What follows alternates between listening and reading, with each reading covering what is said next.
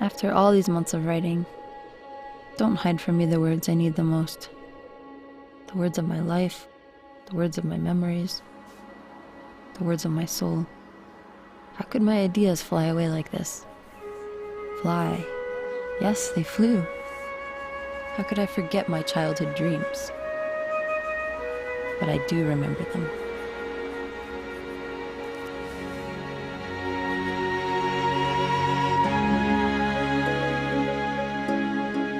I would see my older brothers fly. I still remember it. It is engraved in my mind. Each spring, in silence, I would watch their preparation for the trip. They were going to cross the sea, they said. They would fly beyond the furthest mountains of sand my eyes could see. There was no space for me. Lying on the arid ground of the refugee camps at Tindouf, I would look up to the infinite sky and see my brothers fly. The summer sun would blind my eyes, and when closed, I would see myself next to them, finally free, as my ancestors were. Free to go where the heat of the summer would not fill my eyes with dust, my soul with desolation. There where my brothers said they could run over the water. I would stay in my haima and help Mom, while she would tell the story of our people.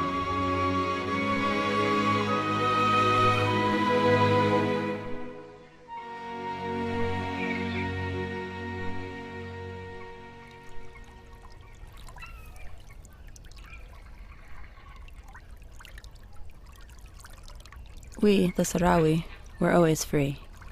We were until recently. It took us a while to learn the word border. Now part of our language, it is still not part of our hearts. Those men who drew the lines of a country which isn't ours yet forgot to ask us. Maybe we would have chosen to keep wandering along those paths, following our instincts wherever they led us.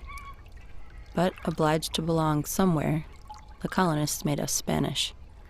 Spaniards from the Western Sahara. Today, I look up at the sky and follow the birds which still fly free. They pass through borders provoking only admiration. Their wings remind us of the freedom we humans took from ourselves.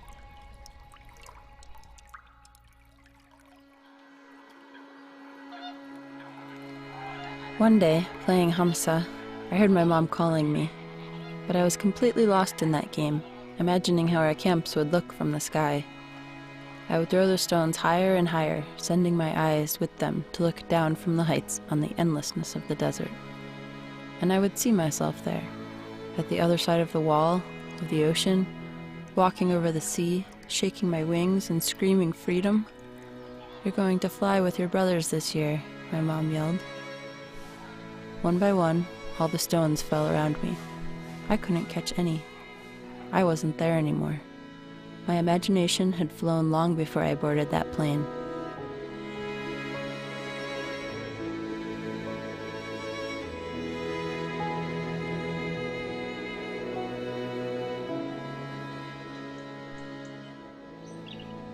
For 2 months, a Spanish family would take care of me as they had been doing with my brothers over the past years. We would learn the same language our grandparents were forced to learn, and we would play with the kids of the other side. What would they be like? I still remember all those thoughts competing with each other in my imagination. Later, I would discover that not everyone shared our arrival with the same enthusiasm. Some gave us a strange look because we were different, because we came from Africa. They toasted their skin under the sun, trying to attain our color, but they despised us for always having it. I never understood it. I still don't. Others treated us with overwhelming affection, as if they were trying to clean the conscience of their ancestors, those who occupied us, forced us to belong to their country, to feel Spanish, only to later hand us on a silver platter to those across the borders, who were already starting to sniff out the wealth of our land.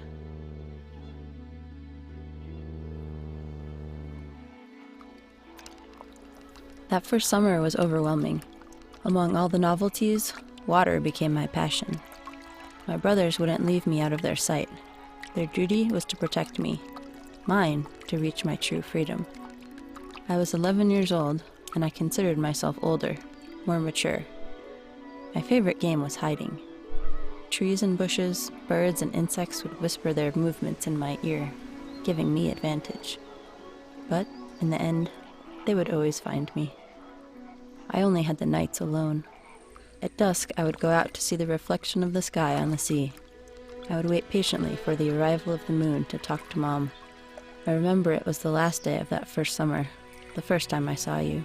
I wish I could transcribe the sigh, the tear, the half-smile, the imperceptible move of the face which generated one more wrinkle on my forehead, that shivering of my lips which I strained to hide.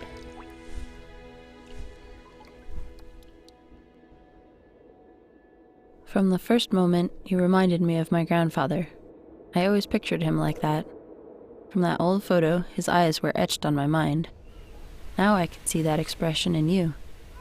In his pupils, split by a beam of light, two figures walked away while he said goodbye with a stifled cry in his chest.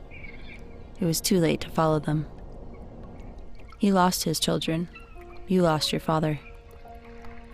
Anger and pride, sorrow and hope maintained a constant battle inside you. Your lips, sealed, did not dare to smile, but could neither open to shout. His eyes, menacing and understanding, showed that inner indecision. To sit and pray or to throw himself into one last race to catch the two boys, turned into men, who approached their first fight against life. Maybe the last one their eyes would see. Your eyes would still witness many battles ahead. I first heard him speak of the Polisario front. I would later see you depart with them.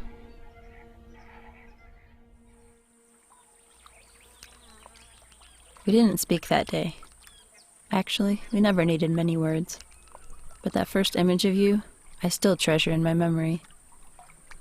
Back at the camps in Tindouf, I spent my evenings with my head in the clouds, playing hide and seek with your shadows.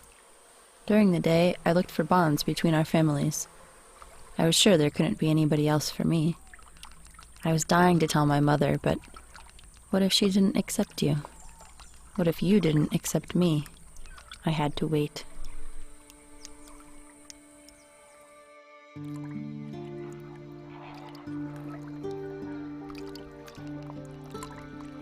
Next summer, as the moment to depart for Spain arrived, I promised myself I would find you. I didn't know you were also preparing to captivate me. We knew it wasn't allowed. We should first talk to our families, but we were too far, and we knew we would be separated again. I remember I taught you to fly with me so I could kiss you among the clouds. Only there could we laugh, dance, caress, and love each other free from my brothers. It was hard to teach them they had no rights over me, and convince them that you would also be a part of our family.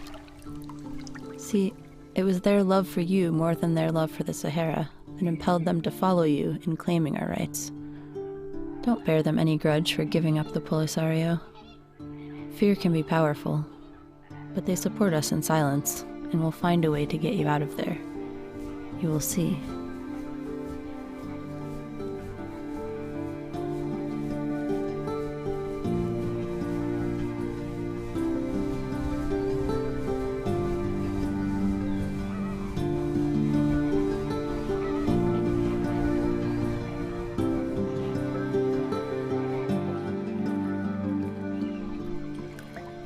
Sometimes I regret not having convinced you to come back with me to Spain.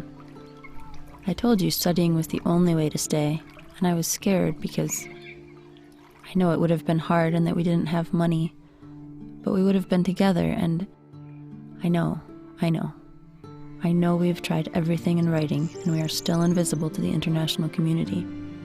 But the UN says we have the right to self-determination. It is written, and Western Sahara is still on the maps. At least on some of them. Someday they will help us. You will see. Blood is not necessary. It never was. You know I didn't want to abandon you. I would have fought next to you, but I was scared. Not for me. I was scared for that third heartbeat I could already feel last time we said goodbye.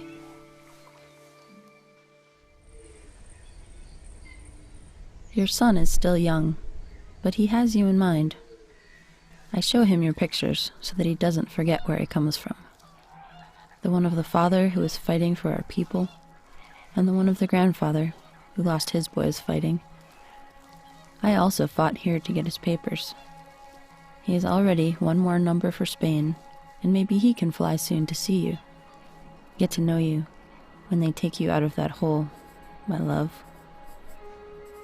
He doesn't cry. He has your eyes. For now, he spends his mornings at the kindergarten. Meanwhile, I keep writing. I write to you, the newspapers, the Spanish administrations, the French ones, the US, the United Nations. I remind them every day they cannot forget us. You know I could never find the sense in borders. Never hated anything more than the wall. But if we must choose, I choose our freedom. Impossible under the foreigner's yoke. Why do we humans have to control everything? It is extremely difficult to explain it to your son.